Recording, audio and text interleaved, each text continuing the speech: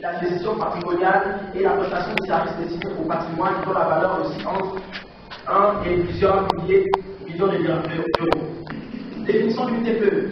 Une très petite entreprise ou micro-entreprise est une appellation d'une entreprise de moins de 10 salariés.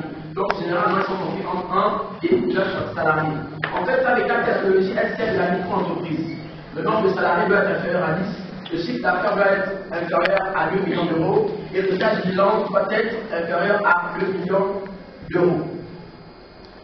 Alors, le rôle de la banque privée. Déjà, comme je le disais tout au début, les banques aujourd'hui sont fortement mobilisées autour justement des réseaux et des relations qui lient les banques et les TPE pour essayer de pallier ou pour répondre favorablement aux difficultés que rencontrent les TPE. Dans cette perspective, le rôle de façon macroéconomique que jouent aujourd'hui les banques sont d'abord un rôle de financement. Effectivement, elle intervient tout au long de la vie d'une TPE, tout au long de la vie d'une TPE.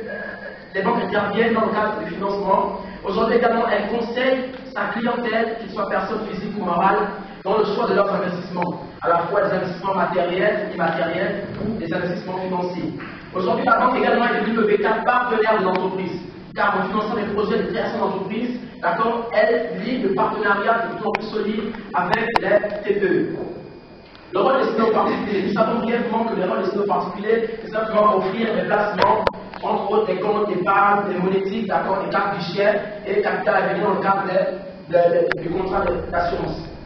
Le rôle destiné aux entreprises, à travers les comptes bancaires, qui est simplement une technique ou un crédit, d'accord, le fait qu'une banque cède une partie, on va dire, des faits de commerce, donc ça peut être une traite à une banque, et qu'en contrepartie, cette banque lui donne une facile avance sur les trésoreries. Le crédit documentaire est exclusivement réservé donc aux transactions commerciales à l'international. Ici, il est question normalement de la banque, de l'importateur qui s'engage auprès de l'exportateur, d'accord, de payer le montant conformément aux documents, d'accord, exigés dans le contrat de crédit documentaire. Au niveau des découpeurs bancaires, ce sont que les facilités de caisse que l'entreprise peut également avoir recours auprès de son établissement de crédit. Donc c'est une facilité de caisse. Les achats d'équipements, il peut simplement s'agir des achats d'équipements, meubles, d'accord, de terrain, des voitures, des véhicules ou autres achats d'équipements. Les opérations immobilières dans le cas justement du crédit immobilier. Alors les actions de la création d'entreprise. La fonction de banquier implique davantage à conclure des partenariats avec les réseaux afin de développer ensemble le microcrédit garanti. Dès lors, plusieurs banques ont signé donc des conventions qui aujourd'hui se déclinent dans plusieurs autres régions. Notamment le groupe Attijari Bank s'est doté, pour répondre plus ou moins à la problématique de la régionalisation avancée, s'est doté des directions régionales. Aujourd'hui, nous trouvons la direction du Nord, la direction du Sud, la direction du Sud-Est, simplement pour être plus proche des régions et d'être plus proche des régions, de financer des projets de création d'entreprises au niveau régional. Également la Banque populaire qui a mis en place également des banques régionales afin de répondre de plus près à la problématique de la régionalisation avancée au Maroc, comme je le disais tantôt.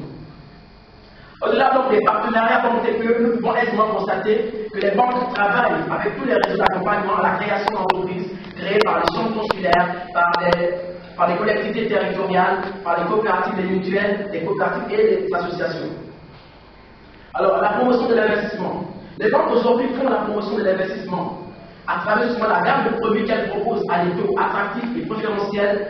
Elles incitent les investisseurs à pouvoir justement avoir accès au crédit, en leur facilitant également un certain nombre d'accès au crédit. À travers une gamme de produits et le crédit bancaire, la banque encourage les entrepreneurs à investir en leur facilitant l'accès au crédit et en les aidant justement à financer jusqu'à 90% d'accord, du projet de création d'entreprise. Nous le verrons avec le crédit Asmali. Construire une relation de confiance entre la banque et la TPE. Pour les crédits qu'elles accordent, les banques sont soumises à une réglementation prudentielle. Nous le verrons à travers la réglementation de Bâle 2 et Bâle 3 que la banque ne peut pas prêter au-delà de sa capacité de financement. Encore plus, elle ne peut pas prêter sans suffisamment avoir de garantie, d'accord, et être sûr que le projet est potentiellement viable. Je disais tantôt que l'on n'est pas toujours point de financement. Et donc, on peut trouver que le véritable facteur explicatif peut se situer au niveau de la non-viabilité de certains projets de développement, de certains projets de création d'entreprise et d'extension d'entreprise. Le dirigeant des TPE et le banquier doivent communiquer régulièrement et s'informer mutuellement.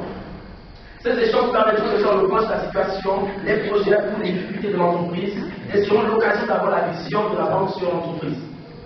Alors, le financement des TPE. De nos jours, les banques, partout dans dans le monde sont fortement mobilisées pour le financement des TPE à travers leur réseau. Elles accompagnent les besoins des entreprises, aussi bien à la courante, trésorerie, investissement, que des problématiques plus spécifiques, entre autres la croissance externe, internationale, innovation, transmission, etc. Tout en maîtrisant le risque dans une pratique de crédit responsable. Dans un marché concurrentiel, chaque banque s'efforce d'améliorer constamment la qualité de ses services et des prestations proposées. Toutefois, les contraintes réglementaires plus strictes sont imposées aux banques. Elles doivent détenir plus de fonds propres pour un même montant de crédit. Les banques se voient imposer de nouvelles règles prudentielles visant à renforcer la stabilité du système financier dans son ensemble, en particulier en matière de solvabilité. Est-ce que les banques, ou du moins est-ce que les TPE sont suffisamment solvables au point de pouvoir rembourser le crédit qu'elles ont contacté? Et du coup, la banque a nécessairement besoin de garanties. Et nous verrons que le crédit Asmani s'appuie sur la CCGM, la Caisse centrale de garantie, notamment le crédit Asmani, d'accord, qui est la Daman Express, où il prévoit jusqu'à 70% du risque. C'est pourquoi aujourd'hui les banques, à travers les taux qu'on étudiera également, les taux préférentiels, sont emmenés, d'accord, à proposer des taux par rapport au risque du projet d'investissement qui leur sont présentés. Financement du site d'exploitation. Pour financer le site d'exploitation, l'entreprise peut avoir recours à différentes solutions ou à différentes formules de financement bancaire. En l'occurrence, nous avons les couverts bancaires, nous avons la capacité des caisses, les comptes, d'accord, et la facturage ou le factoring. C'est une technique bancaire effectivement qui consiste normalement pour la banque à payer les impayés de ses clients. D'accord, en contrepartie, elle attend que son client lui paye le montant de la facture, le facteur. Le financement des investissements. Les investissements concernent donc l'ensemble de l'acquisition, l'utilisation des immobilisations nécessaires à l'activité de l'entreprise. Donc, de façon synthétique, nous dirons que ces investissements à moyen terme peuvent être des investissements immobiliers ou incorporels, véhicules, équipements, informatiques, logiciels, etc. Immobilier, locaux, financiers, acquisition des participations financières. Alors, si nous avons maintenant des titres ou des tableaux statistiques qui montrent l'évolution effectivement d'accord de financement des crédits TPE. Et je m'aperçois ici que les TPE se situent nettement à la 3e place du financement des investissements au niveau de la France. Ces chiffres, je les ai lus au niveau de l'ENSI, c'est l'Institut national de statistiques et d'études économiques qui vont donner donc ces chiffres au niveau de la France. Donc nous voyons que le crédit à l'économie se situe à 5,3%, mais les crédits TPE se situent à 4,9%. Donc la lecture sur les cartes de ce tableau est simplement celle-ci. Donc les crédits TPE se situent à la 3e place de financement des banques françaises avec un taux inférieur donc à la moyenne. Taux moyen est celui de 3,27% en France contre 4,47% en Europe. Près de 8 TPE sur 10 ont obtenu un crédit. Nous voyons nettement une progression du financement TPE au niveau de la France. Voici nous voyons aussi la répartition de l'emploi, le nombre de salariés par secteur d'activité et par nature d'entreprise. Alors nous voyons que le nombre de salariés, 1 à 9, nous situons au niveau des TPE. Donc en 85, ils étaient de 22 entreprises. Et en 2006, 21 entreprises. Nous voyons une légère diminution en fait au niveau des TPE. Et l'effectif des salariés était de 3300. Alors, nous, au Maroc, le nombre de salariés sont plus importants au niveau des TPE qu'au niveau, par exemple, d'une PME ou bien au niveau d'une TGE. Nous constatons que les chiffres sont en nette progression. Effectivement, les TPE aujourd'hui constituent plus de 80 ou 85% selon les chiffres de l'ENSI, de la création de la richesse nationale. Il faut encourager l'investissement des TPE, il faut financer les projets TPE, mais comment les financer? Nous verrons apparaître un certain nombre de recommandations qui nous aideront effectivement à établir une véritable relation TPE-banque et un financement transversal qui fera intervenir le rôle régulateur de l'État dans le financement TPE. L'importance de relation banque-TPE. Le conseil de clientèle entreprise a pour vocation de proposer des solutions pour accompagner efficacement le dirigeant du TPE dans le développement de son entreprise. Pour cela, il a besoin de comprendre le projet pour lui apporter des réponses financières plus adéquates. Les nouvelles règles de base 3 ont pour conséquence d'affiner le montage des projets. Une connaissance plus fine des activités des entreprises et de leur secteur d'activité sera précieuse. Pour les TPE, une meilleure évaluation des risques est nécessaire pour que les banques mettent à leur disposition la ressource la plus appropriée pour le dialogue entre la TPE et son chargé de clientèle sera étroit. Meilleures seront les réponses que les banques pourront lui proposer. Il faudrait suffisamment qu'il y ait une relation fine, une relation plus efficace entre la TPE et la banque, de telle sorte à ce que la banque soit informée au quotidien sur les activités d'entreprise, sur les difficultés qu'elle rencontre sur le marché, afin de pouvoir répondre favorablement à travers la gamme de produits qu'elle proposera, donc aux exigences, aux difficultés de ces dernières. Donc, parmi les principales recommandations de BAD2, nous avons le ratio de solvabilité. En réalité, ce n'est que le rapport entre le montant des fonds propres et le montant des crédits accordés que la banque devra nécessairement inspecter. Supposons que nous soyons aujourd'hui, le taux est généralement supérieur à 7%. Au 36e mois, par exemple, au 30 juin de la même année, supposons 2013, le montant des fonds propres sur le montant des crédits accordés sera supérieur à 9%. Plus, en fait, la durée de remboursement est longue, plus le taux est important, plus le risque aussi est grand, plus le taux également varie. Il a tendance à quoi? Le ratio de levier. Ce ratio définit une taille maximum du bilan d'une banque par rapport à ses fonds propres. Donc, c'est le montant de fonds propres sur le total du bilan plus hors bilan. Cette mesure est fortement critiquée, justement, comme utilisée par certaines banques françaises, notamment les banques de France. Le ratio de liquidité. Il s'agit de mesurer si la capacité de l'établissement bancaire à poursuivre son activité grâce à ses réserves de liquidité. Le ratio de liquidité, nous avons l'actif à court terme sur le passif à court terme. Donc, présentation du groupe Attijari Wafabon. Nous savons tous que le groupe Attijari est la première banque du Maghreb. Brièvement, la présentation. Première banque du Maghreb, 17e banque en Afrique, classée selon le jeune Afrique, est aujourd'hui un groupe bancaire de référence au Maroc qui agit dans les métiers de la finance, à la fois Wafa Immobilier, Wafa Cash, Wafa Barème, Wafa Assurance, Wafa Salah, le crédit à la consommation. C'est véritablement un groupe de référence au niveau du Maroc.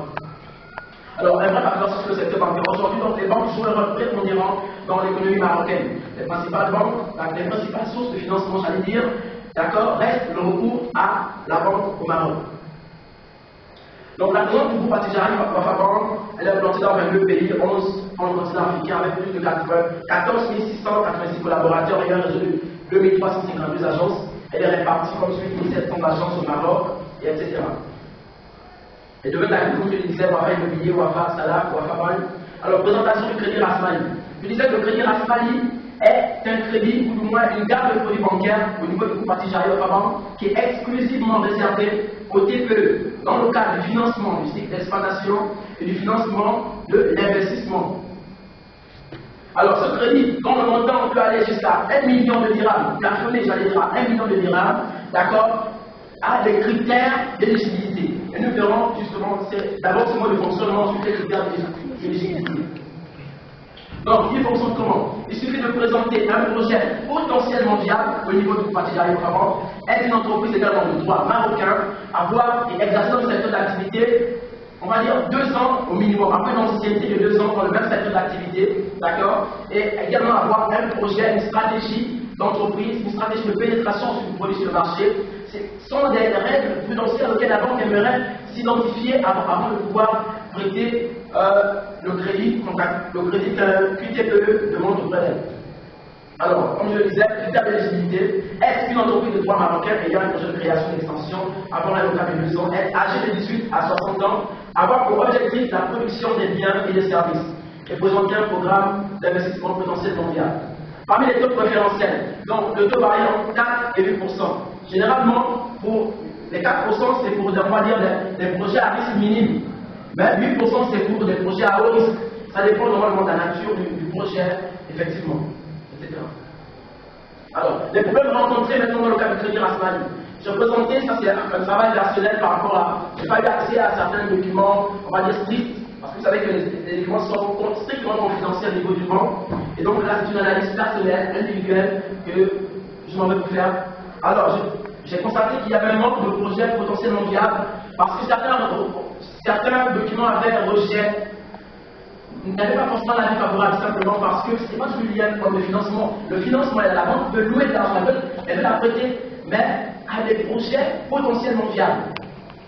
Deuxièmement, le manque de projets transversaux mettant côte à côte l'État marocain et les banques. J'ai dit à ce niveau, il faudrait que l'État, il faudrait un financement supplémentaire de l'État.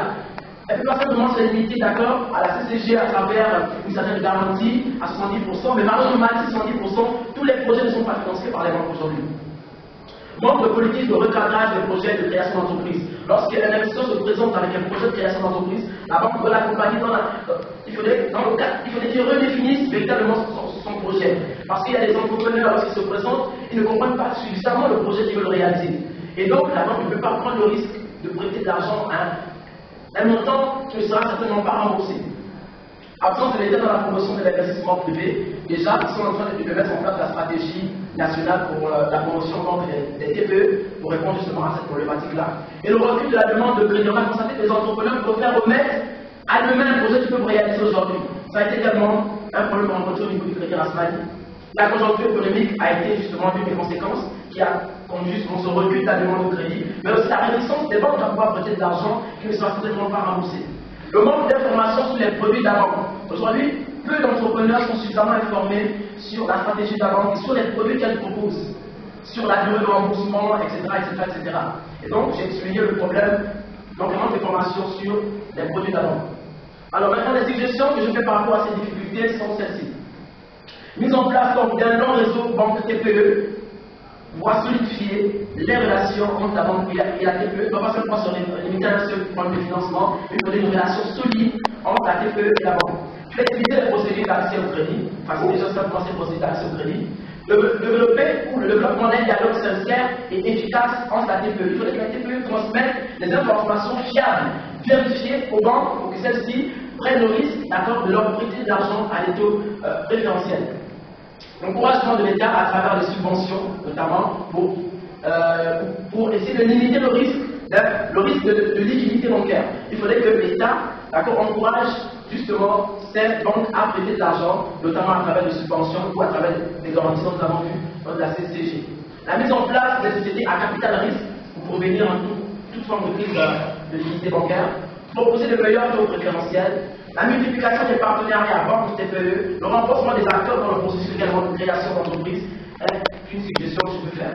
Pour les TPE, une meilleure évaluation des risques est nécessaire pour que les banques mettent à leur disposition la ressource la plus appropriée.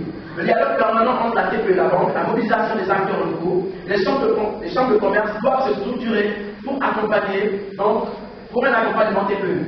Faciliter l'obtention de crédit à travers un réseau agréé par l'État pour faciliter en fait la fluidité des informations, le recours à des intermédiaires, notamment les CRI, etc., et le rapprochement université-TPE. Il faudrait davantage qu'on insère des modules ayant attrait au management ou à la gestion TPE au niveau des universités afin justement d'inciter une participation dynamisme. En conclusion, je dirais qu'au terme de cette analyse, il apparaît clair que les banques ne peuvent à la fois assurer le financement de l'ensemble des TPE sans provoquer une crise de liquidité bancaire. Ainsi, le financement transversal et la synergie étatique est indispensable pour la survie et le développement des TPE, mais aussi pour protéger les banques contre toute crise de liquidité bancaire. La politique gouvernementale devrait encourager les banques à proposer davantage de produits bancaires exclusivement, je dis bien exclusivement réservés aux TPE à des taux attractifs, dans le strict respect d'une pratique de crédit responsable. En définitive, pour encourager une telle promotion de l'investissement et assurer la croissance économique, les gouvernements devraient de plus en plus se pencher vers les universités qui pourront proposer des modules ayant attrait au management TPE afin d'assurer un réel dynamisme pour ces micro-entreprises qui souffrent à la fois d'un problème de financement à long terme, mais aussi d'un sérieux accompagnement de toutes les forces de synergie. Je vous remercie.